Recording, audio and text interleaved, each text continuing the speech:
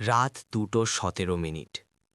CCTV ফুটেজে দেখা যায় একজন মানুষ চেয়ারে বসে আছে, চোখ খোলা, শ্বাস চলছে কিন্তু সে নড়ছে না। এই মানুষটাই রঘু মণ্ডল, সেই নাইট গার্ড যে এক রাতের পর আর কোনোদিন কথা বলেনি। আজও সে বেঁচে আছে, ডাকলে তাকায় না, কাঁদলেও না, চিৎকার করলেও না। কিন্তু সেই রাতে সে চিৎকার করেছিল, আর সেই চিৎকার কোনো মানুষের গলা থেকে বেরোয়নি।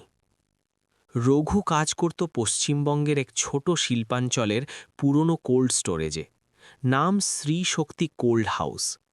দিনে জায়গাটা ভরা থাকত মানুষের যাতায়াতে, রাতে কোল্ড স্টোরেজটা যেন কবরখানা হয়ে যেত, নিঃশব্দ, ভারী, অদ্ভুত। রঘু 15 বছর ধরে নাইট ডিউটি করত। লোকেরা তাকে জিজ্ঞেস করত, রাতে ভয় লাগে না?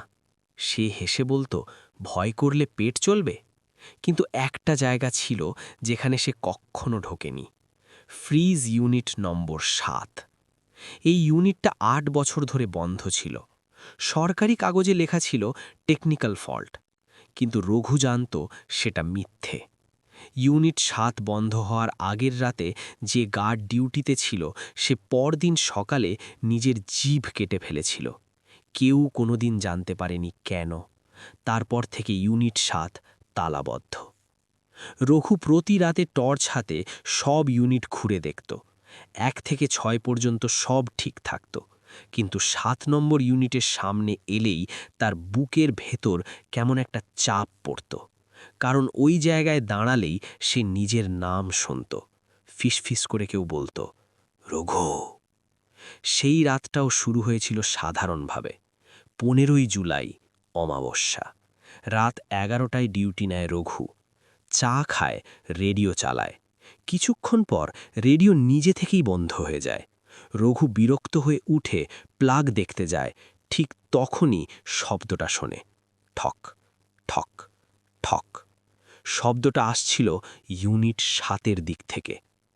রঘুর শরীর শক্ত হয়ে যায়। 8 বছর ধরে বন্ধ ইউনিট, ভেতরে কেউ নেই, তবু শব্দ। সে নিজেকে বোঝায় ইঁদুর হবে, কিন্তু তালাবদ্ধ লোহার দরজার ভেতর থেকে এমন শব্দ হওয়া অসম্ভব। রঘু টর্চ জ্বালিয়ে ধীরে ধীরে হাঁটে। যত কাছে যায় শব্দ তত জোরে হয়। দরজার সামনে দাঁড়িয়ে সে দেখতে পায় দরজাটা বরফে জমে আছে, কিন্তু ভেতর থেকে কেউ শ্বাস নিচ্ছে, মানুষের মতো গভীর শ্বাস। রঘু দরজার কান লাগায়, তখনই গলা শোনে, রঘু, দরজা খোল। ফিসফিস নয়, পরিষ্কার, চেনা গলা, তার মায়ের গলা। অথচ তার মা 10 বছর আগে মারা গেছে। রঘু পিছিয়ে যায়, চিৎকার করতে চায়, কিন্তু গলা দিয়ে শব্দ বেরোয় না। ভেতর থেকে আবার গলা আসে, বলে, খুব ঠান্ডা লাগছে। ঠিক তখনই তালাটা নিজে থেকেই খুলে যায়। দরজা ধীরে ধীরে খুলতে থাকে। ভেতরে অন্ধকার। সেই অন্ধকারের ভেতর দুটো চোখ, বরফের মতো সাদা। এরপর সিসিটিভি ফুটেজে ভিডিও গ্লিচ করে, স্ক্রিন কালো হয়ে যায়, শুধু অডিও চলে। রঘুর গলা শোনা যায় না, শোনা যায় এমন একটা আওয়াজ যেটা মানুষ আর পশুর মাঝামাঝি। 5 মিনিট 12 সেকেন্ড, তারপর নিস্তব্ধতা।